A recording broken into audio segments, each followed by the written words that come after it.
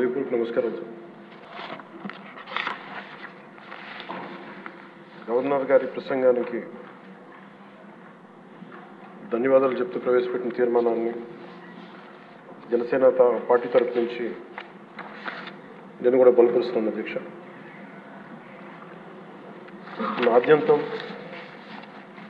Governor గారు master minds the pride of India inter MPC BiPC MEC CEC చదివిన విద్యార్థులకు CA మరియు CMA foundation కొరకు నూతన బ్యాచెస్ ప్రారంభం. ప్రసంగ పాఠంలో చాలా కీలకమైన నాకు 3 అనిపించినాయి. ఒకటి, మనం వారసత్వంగా ఏమొచ్చింది, మనకి ఏం ఆశించబోతున్నాం, భవిష్యత్తులో ఎలాంటిదా ఆశించబోతున్నాం, కలెక్టివ్గా మనందరం కలిసి ఈ రాష్ట్రాన్ని ఈ కూటమి ద్వారా ఎలా ముందుకు తీసుకెళ్ళాలి అనేది 3 చాలా స్పష్టంగా చెప్పారు. గవర్నర్ గారి ప్రసంగంలో చాలా ప్రత్యేకించి చెప్పింది ముందస్తుగా ఆంధ్రప్రదేశ్ రాష్ట్రం ఏర్పడటానికి పొట్టి శ్రీరాములు గారి త్యాగ ఫలితం, తద్వారా భాషా ప్రయుక్త రాష్ట్రాలే ఏర్పాటు కావటం. అలాగే దానికి ఇంకొకటి నాకు అనిపిస్తుంది అధ్యక్ష, పింగళ వెంకయ్య గారు కూడా అంటే ముఖ్యంగా ఆంధ్రప్రదేశ్ నుంచి వచ్చిన పొట్టి శ్రీరాములు గారు కానీ మువ్వెన్నెల జెండాను రూపొందించిన పింగళ వెంకయ్య గారు కానీ దేశాన్ని ప్రభావితం చేసే స్థాయి వ్యక్తులు. ఒకరి త్యాగం వల్ల భాషా ప్రయుక్త రాష్ట్రాలు ఏర్పడితే ఇంకొకరి రూపకల్పన వల్ల దేశానికి జెండా వచ్చింది. ఇలాంటి గొప్ప మహానుభావులు పుట్టిన నేల. దామోదరం సంజీవి గారు లాంటి మహానుభావులు సంస్కరణలు తీసుకోవాలి, అలాంటి వారు గొప్ప సంస్కరణలు తీసుకొచ్చిన నేల ఇది. పివి నరసింహారావు గారు, అలాగే శ్రీ ఎన్టీ రామారావు గారు, వీరందరి పరంపరలో ఎప్పుడు ఆంధ్రప్రదేశ్ ముందుకెళ్తూనే ఉంది. అలాగే ఈరోజు ముఖ్యమంత్రి వారి గౌరవ ముఖ్యమంత్రి శ్రీ చంద్రబాబు నాయుడు గారు లేరు, వారి గురించి కూడా చెప్పాల్సి ఈ సందర్భంలో. ఆంధ్రప్రదేశ్కి ఎవరన్నా రావాలి అనుకుంటే ముందస్తుగా చంద్రబాబు గారు పాలన స్టార్ట్ చేసినప్పుడు, ఆయన ముఖ్యమంత్రిగా ఉన్నప్పుడు ప్రతి ఒక్కరూ మేము వచ్చి ఆంధ్రప్రదేశ్కి వచ్చి పని చేయాలి, ప్రతి ఐఏఎస్ అధికారి, ప్రతి ఐపీఎస్ అధికారి తపన పడేవారని నాకు ఢిల్లీలో చాలామంది ఐఏఎస్ అధికారులు చెప్పారు. అలాంటి అద్భుతమైన పాలన, ఛాలెంజెస్ని అధిగమించి ఆంధ్రప్రదేశ్ని అభివృద్ధి దిశగా తీసుకెళ్లారు. ముఖ్యంగా ఆయన బాగా నచ్చే అంశం నాకు ఆయనలో ప్రత్యర్థులను కూడా గౌరవించే గొప్ప గుణం. మొన్న ఈ మధ్యన మాకు చెప్తూ కూడా రాజశేఖర రెడ్డి గారి గురించి చెప్తూ ఆయన గురించి కూడా, ఆయన ఎంత ప్రత్యర్థి అయినప్పటికీ కూడా ఆయన గురించి కూడా మంచి వాక్యాలు చెప్పి ఆయన చేసిన మంచి పనిని కూడా చెప్పే సహృదయం ఉంది నారా చంద్రబాబు గారికి. దీంట్లో వాటి నుంచి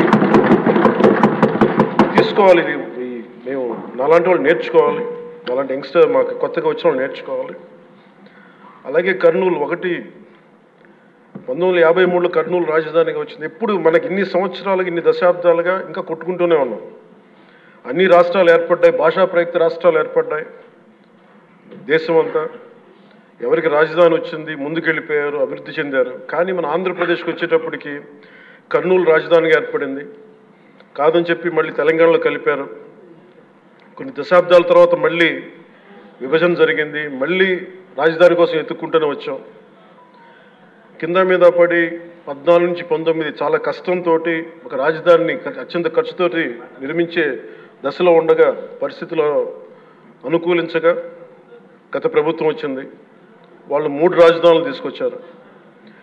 ఎప్పుడు కూడా ఇన్ని సంవత్సరాలు, ఇన్ని దశాబ్దాలుగా మనకు స్థిరమైన రాజధాని అనేది ఒకటి లేదు. అది బేసిక్గా అది కేంద్ర బిందు ఒక అభివృద్ధికి, ఒక రాష్ట్రానికి. ఈసారి మటుకు చంద్రబాబు గారి ఆధ్వర్యంలో, గౌరవ ముఖ్యమంత్రి చంద్రబాబు గారి ఆధ్వర్యంలో ఇంకెప్పటికీ భవిష్యత్తు తరాలు ఇంకెప్పుడు ఏది రాజధాని, ఒక రాజధాని 2 కాకుండా అమరావతి రాజధానిగా ఉండాలి, ముందుకు తీసుకెళ్ళాలి. దానికి మేమందరం సహకరించాలి. సహకరిస్తామని ఈ సందర్భంగా మీకు తెలియజేసుకున్నాం అధ్యక్ష. అలాగే మనం వారసత్వంగా వచ్చింది మనం పొట్టి శ్రీరాములు గారి దగ్గర నుంచి, పింగళి వెంకయ్య గారి దగ్గర నుంచి మువ్వెన్నెల జెండా, భాషా ప్రయుక్త రాష్ట్రాలు వస్తే చెడు కూడా అట్లాగే మనం వచ్చింది అధ్యక్ష. మనకి గత ప్రభుత్వం మనకు అందించింది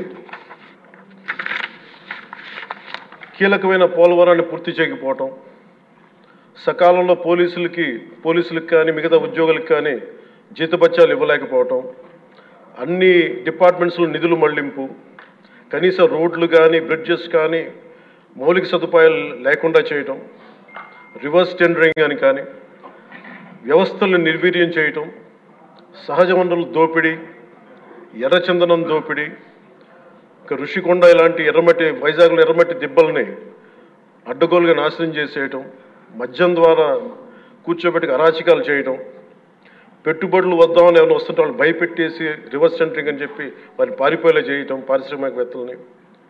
ఇది మనం తద్వారా మనకి వాళ్ళ ద్వారా కూడా వచ్చిన వారసత్వం అధ్యక్ష. వీటన్నిటిని అధిగమించి ఎలా ముందుకెళ్ళాలి, ఏ స్థాయిలో వెళ్ళాలి అనేది నేను మొన్న ఎలక్షన్ ముందు కూడా మా సహచరులందరికీ కూడా చెప్పాను, ప్రతిసారి ప్రజలందరికీ కూడా తెలియజేశాను.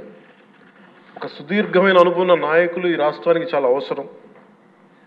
దేశంలో కూడా ఇంకెవ్వరికి రాని పరిస్థితి మన రాష్ట్రానికి వచ్చింది. మనస్ఫూర్తిగా నేను అంతకుముందు ఏమి చెప్పాను, ఈరోజు కూడా అదే చెప్తున్నా అధ్యక్ష.